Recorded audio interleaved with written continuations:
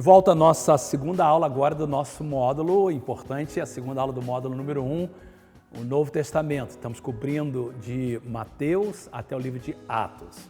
Não esqueça da leitura, não quero que você fique atrasado na leitura. A leitura é importantíssima, você tem que assistir os vídeos, ler o livro e você sabe exatamente onde ler porque você recebeu a informação da aula e você precisa também de fazer uma resenha que vai ser o assunto no final desse módulo. Eu queria continuar agora falando um pouquinho sobre esse período entre a Bíblia hebraica e o Novo Testamento, ou seja, o período entre Malaquias e Mateus.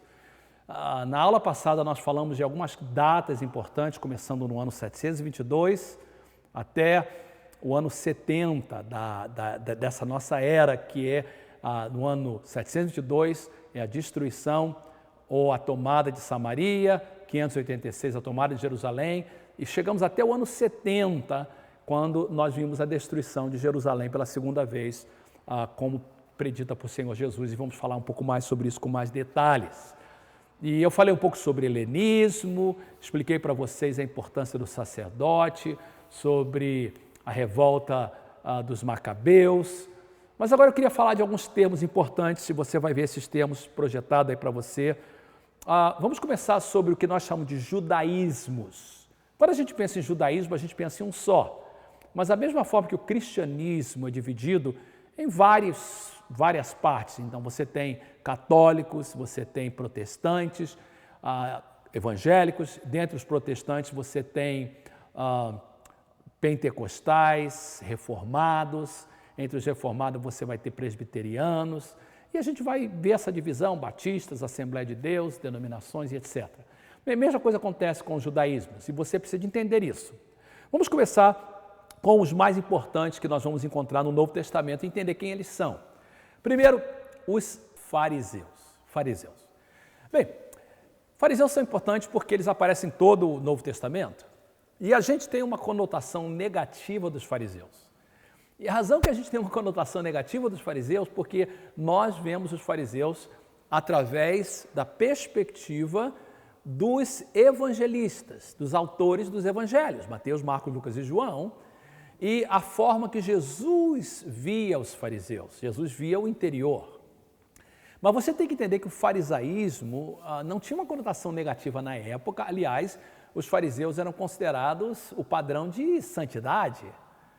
O farisaísmo possivelmente começa nesse período da diáspora. A palavra diáspora significa quando os judeus estão exilados, estão na diáspora, estão em outros países.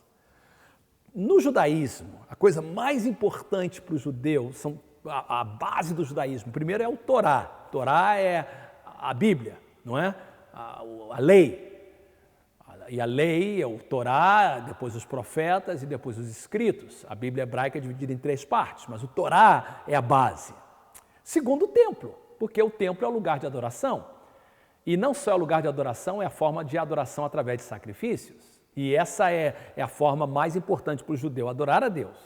Mas você só pode adorar com sacrifício no templo. Por isso que foi necessário que o tabernáculo fosse construído, que o templo Davi preparou para Salomão, seu filho, construir. Quando o judeu volta, ele reconstrói o templo, porque judaísmo sem templo não é judaísmo. Mas quando eles estão no exílio, eles não têm templo. Então a única coisa que eles têm é o Torá. E nesse período da diáspora, eles então começam a se reunir em sinagogas. Sinagogas é um lugar de reunião e o propósito é para estudar o Torá, para não esquecer o Torá. E é aí então que líderes começam a se levantar e um dos líderes são os fariseus, aqueles que amam o Torá. O farisaísmo, então, são aqueles líderes que se separaram para guardar o Torá, para guardar a lei. Possivelmente um dos primeiros fariseus foi Esdras. E você lê isso no livro de Esdras, no livro de Neemias, que prezava a lei. Ele não só era um escriba, mas era um dos primeiros. Eu não posso dizer que ele era fariseu, porque o fariseu não existia na época de Esdras, mas ele é um precursor do farisaísmo. E os fariseus, então, eles se viam separados, eles se viam dedicados totalmente a Deus. E quando as pessoas olhavam para os fariseus, eles viam neles o padrão de santidade. O farisaísmo era considerado pelo povo da terra padrão de santidade. Outro importante judaísmo são os saduceus. Os saduceus são um pouco diferentes. Os saduceus são líderes religiosos que têm a ver com o templo. Eles precisam do templo. Os saduceus, eles são mais liberais na sua teologia. Eles não acreditam em outros livros da Bíblia a não ser o Torá. Eles não acreditam no sobrenatural, não acreditam em ressurreição, não acreditam em anjos, não acreditam em demônios, mas eles acreditam no templo e no Torá. Eles são líderes que prezam a adoração no templo. Terceiro, para você entender, são os essênios. Os essênios, eu diria assim, usando o meu termo, é um farisaísmo turbinado. Os essênios são os fariseus que se levam ao extremo. Os essênios não só se separam, mas eles se separam completamente. Eles vivem em comunidades diferentes. Eles se vestem de forma simples, diferente. Os essênios esperavam a volta do Messias para reinar imediatamente. Possivelmente um dos maiores essênios que nós temos no Novo Testamento é João Batista. E os essênios são aqueles que nos deram os papiros do Mar Morto. Os papiros do Mar Morto encontrado na área de Qumran, era na área dos essênios. E é importante entender que os essênios viviam na época do Novo Testamento. Outra parte do judaísmo eram os herodianos. Como o nome diz, lembra de Herodes, semana passada? Os herodianos eram judeus que eram leais à liderança política de Herodes.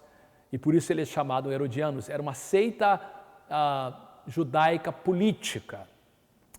Um outro grupo de judaísmo importante são os escribas. Escriba vem de escrever. Na época não havia imprensa e os escribas eram aqueles que anotavam, que escreviam a palavra de Deus. Eles escreviam, eles anotavam o texto sagrado várias vezes. E eles eram os chamados escribas. Eles eram muito cuidadosos para escrever a palavra de Deus e copiar a palavra de Deus. E porque eles copiavam a palavra de Deus, eles tinham um entendimento muito forte, muito alto da Bíblia, ou da Torá, ou da Bíblia hebraica. Um outro ramo do judaísmo era os zelotes. E os zelotes também eram um grupo político, eles se opunham aos herodianos. Os zelotes, eles eram judeus que queriam se livrar do jugo romano. E eles então eles queriam liberdade a qualquer custo. 2 dos discípulos de Jesus eram os zelotes. Um outro grupo do ramo do judaísmo eram os samaritanos. Os samaritanos, é importante você lembrar daquele mapinha que eu fiz na vez passada, quando o rei da Síria tomou conta da nação do norte, lembra do ano 722 a.C., eu preciso de vir aqui e olhar para você, para a gente poder entender isso, muito importante a gente entender isso. Vamos entender como os samaritanos entenderam e eu preciso de voltar aqui para esse quadro. Lembra, eu chamo isso cotonete, que é o mapinha da Palestina, muito mal desenhado. Mar da Galileia, Mar Morto, Rio Jordão, divisão da terra, Judá no sul, Israel no norte, Samaria aqui, no ano 722 antes de Cristo. A nação de Israel deixa de existir. A Síria conquista Israel. Não só eles conquistam Israel, mas eles pegam as tribos, as pessoas que moravam aqui, elas espalham ela em várias partes do reino assírico, do Império Assírico, e pega gente de outras áreas também conquistadas por eles e traz para cá. Então, agora, a partir do ano 722, a população dessa terra é misturada. A população dessa terra são pessoas de várias outras nações, e com isso é chamado sincretismo. Sincretismo é uma palavra importante que você tem que entender. Sincretismo significa que eles começam a adotar não só costumes, mas a adotar crenças de outros deuses. E lá no livro de Reis nós encontramos que Deus envia uma praga aqui porque essas pessoas estão adorando vários outros deuses e por essa razão é que eles saíram da terra. Por essa razão que Samaria foi destruída. Então, o rei, o imperador assírico manda alguns sacerdotes para morar aqui e eles começam a ensinar a respeito de Deus. E esse povo misturado são os samaritanos. A razão que os judeus não gostavam dos samaritanos, porque os samaritanos eram um judaísmo como consequência de um sincretismo. Era um judaísmo falso, era um judaísmo contaminado. Eles tinham crenças que era nesse monte, que era o Monte Gerizim, perto de Sicar, onde Abraão sacrificou Ismael. Eles criam que ali era o lugar de adoração, eles criaram um templo paralelo. E os samaritanos, então, eram pessoas que faziam parte de um judaísmo meio lavado, meio contaminado. Bem, nós já vimos então esses termos todos, fariseus, saduceus, essênios, herodianos, escribas, zelotes, samaritanos. Eu queria trazer outros conceitos importantes para você agora. Diáspora, já expliquei o que é diáspora. Diáspora fala a respeito dos judeus que estão espalhados fora da terra da Palestina ou fora da Terra Santa. Outro termo importante, sinagoga. Já expliquei, sinagoga era o local em que os judeus se reuniam, os judeus da diáspora, e depois, mais tarde, eles trouxeram isso para Israel. Não havia sinagoga em Jerusalém. As sinagogas estavam em lugares que eram mais longe de Jerusalém, longe do templo, onde eles estudavam a lei. Batismo. Vamos entender um pouco sobre o batismo, porque batismo não está no Velho Testamento, não está na Bíblia hebraica. O que é batismo?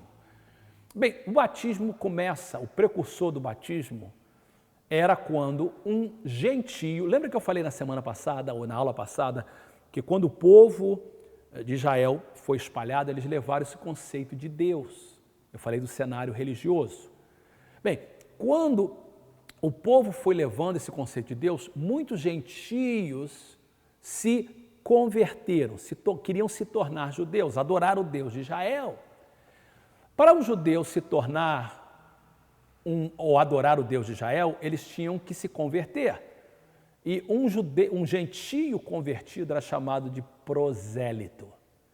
Um gentio prosélito. Um prosélito era um gentio que se convertia ao judaísmo.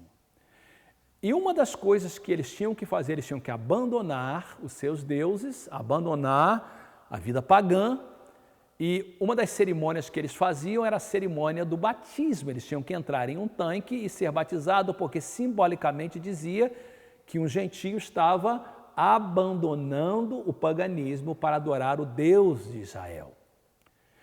Isso aconteceu durante esse período entre o Velho e o Novo Testamento, quando os judeus foram espalhados na terra, o período da diáspora. Bem, quando nós encontramos João Batista faz uma coisa que ninguém fez antes. João Batista começou a batizar não só gentios, mas também judeus. E quando João Batista começou a batizar gentios e judeus, os judeus foram para ele e falaram assim, não, você não pode batizar a gente é judeu, você só pode batizar gentio prosélito. Ele falou, não, vocês não digam que vocês são filhos de Deus ou descendentes de Abraão, porque Deus pode levantar descendente de Abraão dessas pedras. João Batista disse, assim como os gentios precisam se converter, os judeus também precisam se converter. Por isso que João é chamado João Batista, ou João o Batista, porque ele começa a batizar judeus. Bem, esse batismo é precursor do batismo cristão. Jesus é batizado nesse batismo como exemplo, porque ele quer mostrar que ele veio representar a todos que precisam se converter, por isso que ele se batizou. Só que depois do batismo de Jesus, antes da volta dele, ele instituiu o batismo cristão, o batismo no nome do Pai, do Filho e do Espírito Santo. Mas o precursor do batismo é o proselitismo do gentio pagão para judaísmo. Outro termo que eu já expliquei, prosélito. Prosélito, então, é o gentio que se converte ao judaísmo. Outro termo importante ou conceito importante são demônios. Eu tenho que explicar um pouco sobre isso, porque não há demônios, como eu expliquei na introdução, no Velho Testamento. Só tem demônio no Novo Testamento. Satanás é só mencionado 3 vezes. A palavra Satanás significa aquele que se opõe. E ele aparece só 3 vezes no Velho Testamento. De onde vem esse conceito de demônios? A gente precisa de entender isso.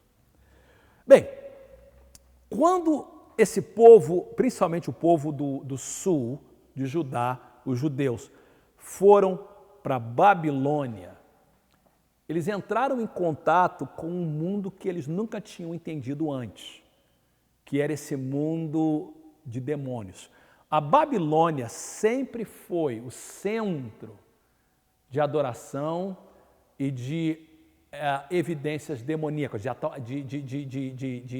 de ideias demoníacas. Nós não sabemos onde a Babilônia exatamente como começou, mas possivelmente a Babilônia veio daquele período de Babel, e Babel foi uma cidade que foi instituída por um homem chamado Nimrod.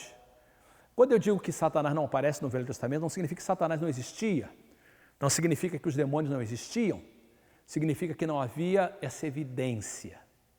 Essa evidência começa quando o povo de Israel toma contato com essas coisas aqui.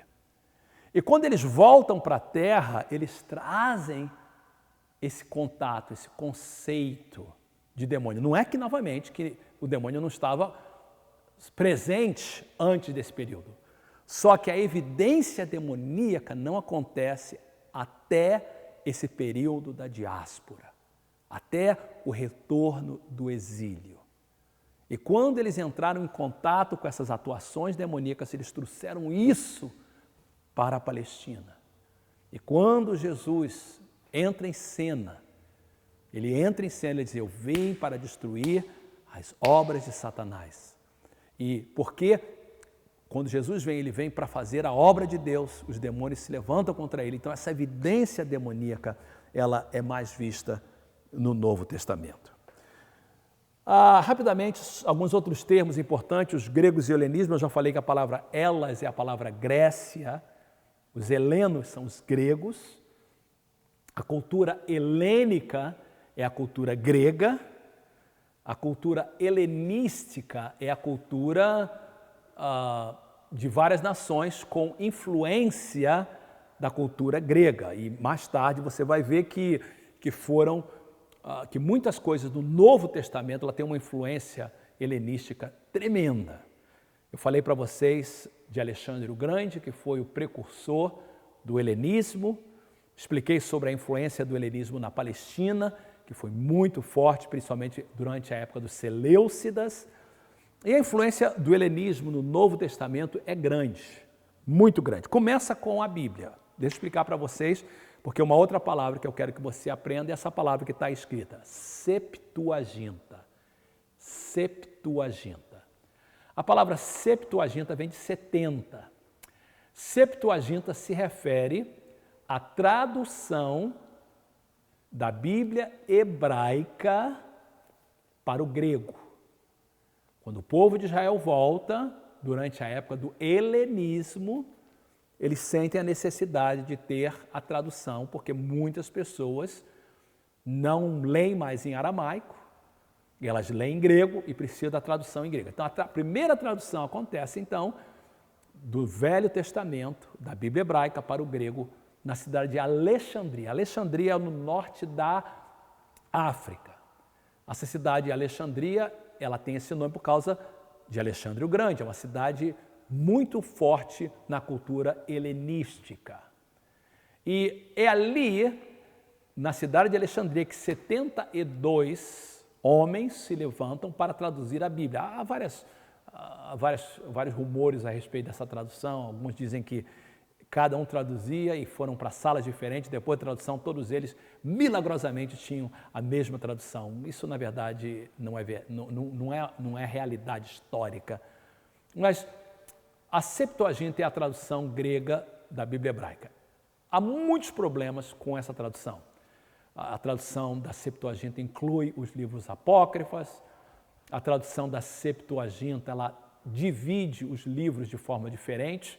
A Bíblia hebraica é dividida em 3 partes: Torá, que é a lei, os escritos e os profetas. Torá, os profetas e os escritos. Torá é na época de Moisés, é a base. Os profetas têm a ver com a história da monarquia até o exílio. E todos os livros dos escritos são escritos após o exílio. Bem, a Septuaginta ela muda a ordem total. Ela agora ela tenta fazer em forma cronológica. E a nossa Bíblia que nós temos hoje, a tradução que nós temos em português, em inglês, a tradução ocidental da Bíblia, ela segue a ordem da Septuaginta.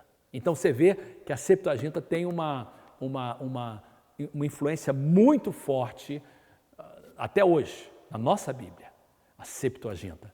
E outra coisa que ela faz, a Septuaginta ela muda os nomes dos livros da Bíblia. Os nomes do livro da Bíblia na Bíblia hebraica sempre é a primeira frase, porque no hebraico uma palavra tem a frase completa.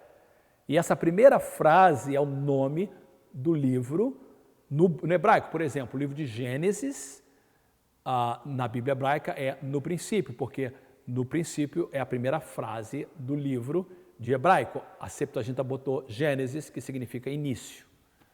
A palavra Êxodo significa saída. Bem, esses nomes não são parte do original, faz parte da tradução da Septuaginta. Em alguns casos não tem problema, em alguns casos foi até bom, mas em alguns casos é problemático. Por exemplo, o livro de Salmos, o que a Septuaginta fez não foi bom, porque a palavra salmo significa música para ser tocada com instrumento de corda.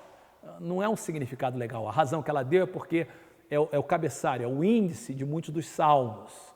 E como aparece várias vezes, a Septuaginta deu o nome do livro de Salmos de Salmos. Mas o nome do livro de Salmos na Bíblia hebraica é Tehillim, e Tehillim significa louvores. E você vê que é muito melhor, louvores. Bem, por que a Septuaginta é importante? Porque Septuaginta é o nome da Bíblia que Jesus lia. A Bíblia que Jesus lia era chamado de Septuaginta. Jesus possivelmente lia a Bíblia em aramaico também, mas as citações que nós encontramos da Bíblia no Novo Testamento, todas elas vêm da Septuaginta. Rapidamente eu queria trazer para vocês algumas coisas que eu já falei. Vamos falar um pouquinho sobre Roma, rapidinho. Os romanos, a fundação de Roma se dá em 753 a.C. É importante a gente entender isso porque a influência de Roma no Novo Testamento é muito importante. De acordo com a lenda, a cidade de Roma, o Império Romano, começa com a cidade de Roma, que foi fundada por 2 homens. Os romanos são importantes para nós porque a influência dos romanos no Novo Testamento é muito forte. Bem, a fundação de Roma se dá no ano 743 a.C. A lenda diz que foi 2 irmãos, Rômulo e Rêmulo, filhos de Réia Sílvia, que fundaram a cidade de Roma. Diz que eles foram abandonados pela mãe e foram alimentados por uma loba e eles construíram a cidade de Roma. As conquistas de Roma, elas começam realmente a partir do 3º século antes de Cristo. E como eu disse para vocês, os romanos conquistam a Judéia no ano 166, 167, eles entram na Judéia. Aliás, conquistam mais tarde, mas eles entram na Judéia para ajudar o governo da família dos Asmonitas, que são os descendentes dos Macabeus. Júlio César é o primeiro verdadeiro imperador de Roma. Pompeu, que é um outro imperador, ele conquista a Palestina e Jerusalém no ano de 63. Ele institui o que chamamos de Pax Romana. Herodes se torna o rei vassalo, o rei que está ali como um boneco na mão dos romanos, e ele é rei de Jerusalém entre o ano 37 até o ano 4 a.C. O período áureo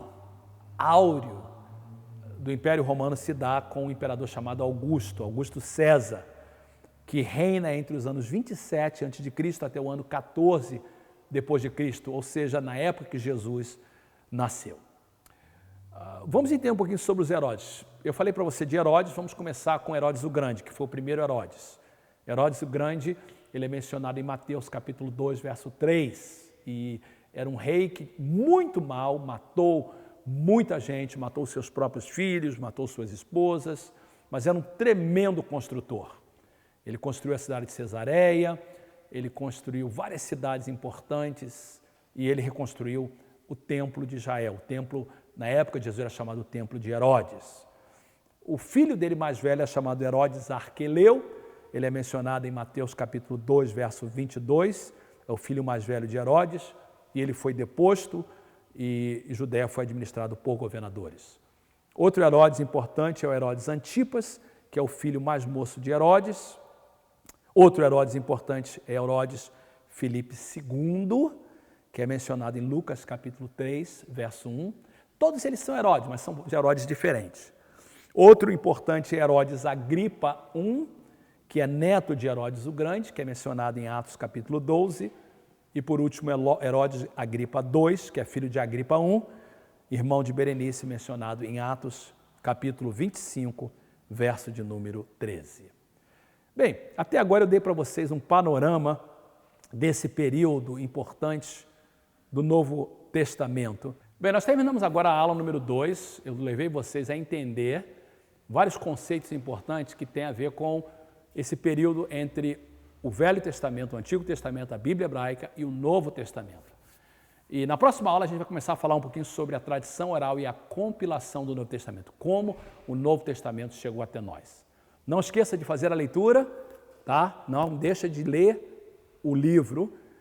Por favor, não comece a lição número 3 sem você prestar atenção, sem você gastar um tempo na leitura. E a gente volta no vídeo número 3, a compilação do Novo Testamento e a tradição oral.